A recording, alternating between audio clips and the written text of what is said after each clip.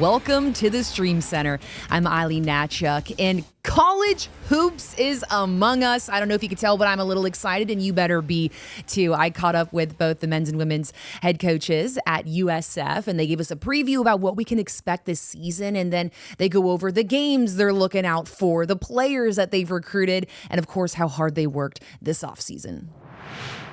Coach, you've been in the game for 18 years now, right? You've been coaching for 18 years. You were the head coach at Arkansas State the last 2 years. Your first year here in Tampa with the USF Bulls. Do you like the city? And first of all, tell me, have you been to the beaches yet? I love the city. We've made home in South Tampa. What a great place to live. We absolutely love it. And as far as the beaches, coach. Not we haven't. I've been twice. We don't have much time, but I heard Tobin Anderson. Tobin's got a place. His family's got a place over in Clearwater, and then we've actually, my fiance and son and I, we actually have gone down to the St. Regis there in Longboat Key, which is a beautiful property, very quiet beach, and it's kind of going to be our special quiet place. Hopefully, we can get to once or twice a year. Amazing. You led Arkansas State to its first 21 season. Just what do you look to bring to USF from your coaching experience? Yeah, that same style of play. We're going to get up and down. We're really fast paced on offense while also being analytically efficient. And then on the defensive end, just playing with a lot of grit and having that blue collar mentality. We brought in a group here that's bought into that style of play. And, if we continue to work at it the way we are, we'll have a shot at having a great season this year. Let's talk about that group a little bit. You got 13 newcomers. Let's break it down. And I know your class was ranked number 29 in the country, right? Your recruiting class. Let's talk about just the players that you brought in. Yeah, absolutely. So we'd be here all day if we went one by one. Yeah. We've got 13 new faces. Obviously, CJ is the lone holdover that'll play this year. Hmm. CJ Brown, Deontay Green will be out this year with an injury that he sustained last year. But CJ's been phenomenal at the point guard for us, and really excited to have the opportunity to coach him. And brought two young men with me from Arkansas State. Two of my best players from that team we had last year that won 25 games, and both are on pace to have great years in the American, and understand what we want to do, and have showed good leadership this summer and fall with our new guys. And we've got five freshmen, and that played a part in that top 30 class in the country, and then the rest are transfers, and really excited about that group of transfers. And outside of my two, Damian Collins, coming from LSU and started his career at Kentucky. I actually recruited him out of high school. He ended up at Alabama and was able to get him on the bounce back. Um, we've got Division two transfer in Wes Enos, who was player of the year and defensive player of the year on a really good Division two team, and he's had a great summer and fall for us. And Josh Omojafo was on an NCAA tournament team at Robert Morris. Devin Hayde from Central Connecticut, Xavier Brown, who we're very familiar with, played at James Madison. We lost to them in the Sun Belt Championship 2 years ago, and I could go on and on, but Yeah. we really like our group, and we've got a deep group.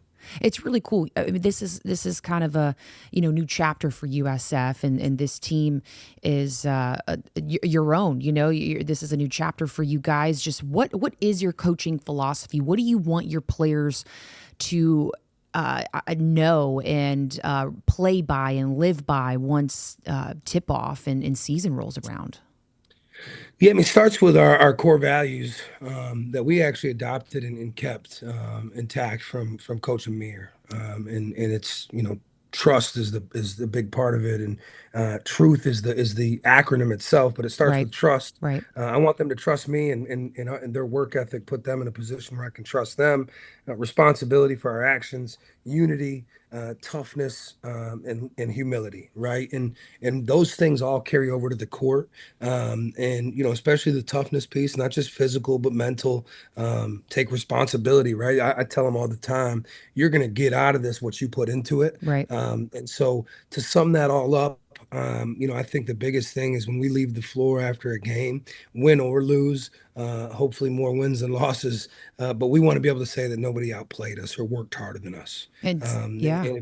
if you have that mindset, usually you're going to be successful. And speaking of those games, who do you have circled on your calendar? Because I see that Alabama game, and I know you obviously with some familiarity there, having worked there. That's the one I've got circled on my calendar. But yeah, what are you looking forward to most about your schedule? Who you got circled? Hey, I I'd love to give you one game, but to be honest with you, we got to take them all one at a time. For sure. We have a unbelievably challenging non-conference schedule. Yeah. We're gonna have probably 7 or 8 quad one or quad two opportunities in the non-conference. We start up with Florida A&M here at home, led by Charlie Ward. Obviously played in the NBA, and his team will be ready to go against us. But after that, we hit a gauntlet. We've got George Washington, who's picked at the top of the A10. Along with them, as far as A10 goes, VCU's actually picked to win the A10. Yeah. We've got them down in the battle for Atlantis. We've got Charleston, Utah State, both great teams. At Alabama, at Oklahoma Yep. State, Yep. a UMBC team that was a 16 seed and beat a 1 seed several years ago. So we've got a really challenging non-conference. I've always done that everywhere I've been, and that's kind of started with Nate Oates' philosophy. And we want to play meaningful games that make us better, so that when February, March roll around, we're playing our best basketball. Well, Coach, I'm excited for you, and we'll be rooting for you here. And thank you for your time and joining us. Yeah, thanks so much.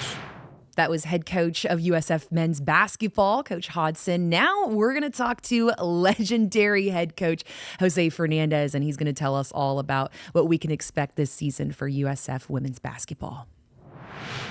Coach, 26 seasons at the helm. What's special about this year and this group?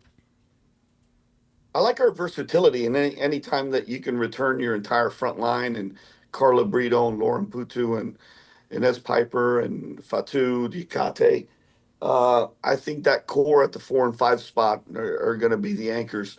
Um, at the point guard spot, Stephanie Ingram and Yanette Arnio, a veteran. And then the 4 perimeters. We brought 4 really good transfers out of the transfer portal. We got a returner, Raina Tomasika, Katie Davidson, Kirsten Lewis Williams, and Eden Battle. Uh, so I like our depth. I like our versatility. I think we're going to be able to play 9, 10 guys, a lot of minutes. Um, and I think the blend of experience with the newcomers, the Right. returners, and the incoming freshmen has really, really good balance. I was going to ask, what do those newcomers bring to the table? Why are they here? What can they do for this team? Well, the amount of experience, number one, that they bring to South Florida, and the amount of games that they've played at different stops. So when you go into the portal, and now it's a new age of recruiting, Right. you got to really identify your needs and make sure that these student athletes are going to fit your culture and your standards, and they're going to be great representatives of our athletic department and our basketball program, and incredible students in the classroom as well. So um, I'm really excited for all 4 of them to be major impacts for our team. We'll talk about the schedule a little bit before we get into regular season. Non-conference schedule. You guys got Duke, UCLA, South Carolina. Just how excited are you to play against these programs?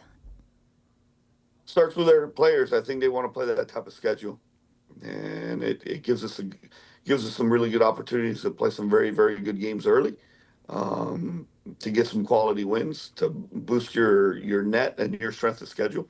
So, and then gives you a good barometer going into January, February on what Right. things you really need to get better at, what we need to improve on, as you go into January, February conference play and into the most important part of the season, March conference tournament, then the NCAA tournament. If you don't win your conference tournament, it shows the committee that you went above and beyond, and you really challenge yourself in November and December to play that type of schedule. Yeah, 19 postseason appearances by you guys. It's incredible. What would you say for regular season?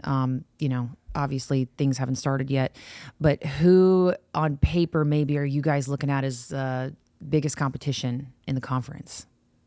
Yeah, that's so far ahead. I know. We're not even talking about January, February. We're talking We're about just trying to get to FIU's November 3rd. doubleheader. Yes, so we're not even thinking about that down the road. I think there's really good balance in our league. There's some very good student athletes, some very, very good coaches. But I tell our guys all the time, we knew we were going to be picked first at media day, and that was the case. And um, we'll get everybody's best punch in January, February. But right now, we got to got today was practice 16. We only got 14 more to get us ready for opening night.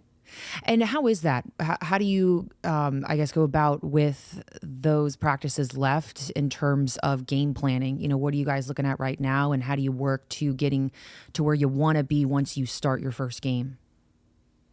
Well, you only got 14 more, and two of those are going to be two close scrimmages against two schools. So you really only have 12 practices to get yourself ready, and probably two or three of those are going to be mainly focused on game one, game two. So we got 9 practices to really look at everything that we have in and what else we want to add for the first week of the season.